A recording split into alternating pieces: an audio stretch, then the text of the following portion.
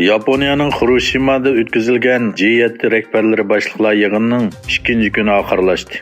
Rahbarlar birlashma bayonotda Xitoy davlatining Hong Kong alohida ma'mur rayoni, Uyg'ur avtonom rayoni va Tibet avtonom rayonidagi kishilik huquq dafsandichiligiga bo'lgan andishasini bildirdi.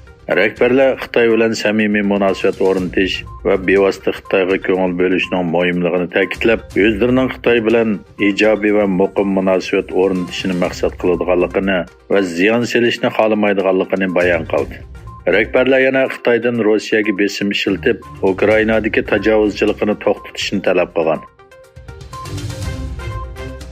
Amerika hukumati Tashqi ishlar ministrining diniy erkinlik doklati naql keltirilib, Beyjingni 2022-yili diniy e'tiqodga qarshi bostirish harakatini kengaytib, barliq diniy faoliyatlarni Xitoy Kommunist partiyasining kontroliga olish uchun oz deganda 10 ming kishini turmaga tashlagan deb aybladi.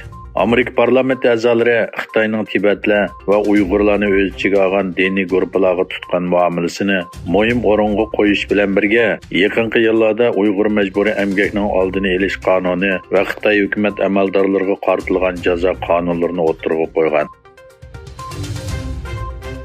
Tayvan prezidenti Tsai Ing-wen o'zining davlati bilan Xitoy o'rtasida yuz berish ehtimolligi bo'lgan urushning albatta tanlash emasligini o'tirg'a qo'ydi va orolning mudofaasini kuchaytirishga va'da berdi.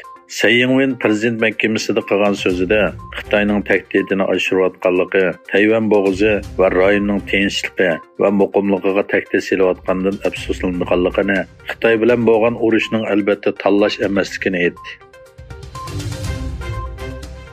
Xitoyning Xi'an shahrida o'tkazilgan va 2 kun davomlashgan Xitoy O'rta Osiyo boshliqlar yig'inining yepilish xitobnomasida 6 davlatning har qaysi sohalardagi hamkorligini taraqqiy qildirishni qaror qilganligini e'lon qildi.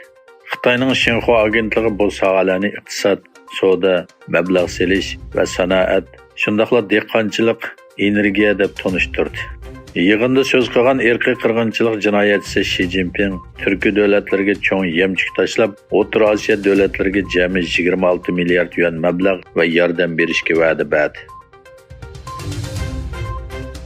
Ma'lum bo'lishicha, olma shirkati hatto texnika dunyosini bilmaydigan vaqtda boshlagan avtomatik haydash texnikasini bir Xitoy injeneri tomonidan Xitoyga oshkorlagan.